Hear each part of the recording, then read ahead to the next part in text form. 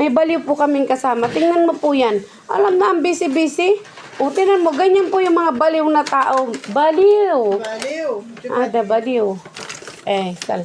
Ada baliw. Meet together, you, tomorrow. Maybe come you or maybe come me in the house. Because madam going. Yan. Adi na ipagawa. Yan, alam. Adi ba din Siyempre. Pag yan ay nagpunta dyan sa ano at ay pinahugas, pag may dumikit na ano at pinahugas ulit, ikaw yung ano yan, tigas ng ulo. Ikaw kayo makagat.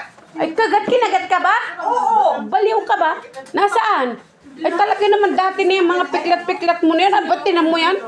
Galis yan, boy. Hindi yan kagat ng lamok. Boy. Ang tawag. Boy. Babalik-balik itong lintik na matanda na ito ay.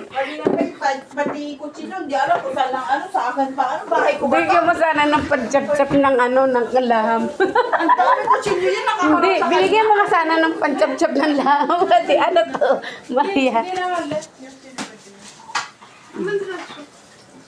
Kala mo bahay ko, ako pa talungin, nandyan ka naman. Parang Paborito ka na. Ay, ano ba? Ayan mo na. Itong lipstick na ito, kanina ko pa ito inalis dito.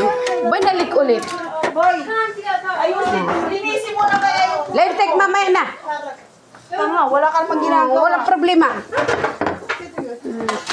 Wala bang kakain ito?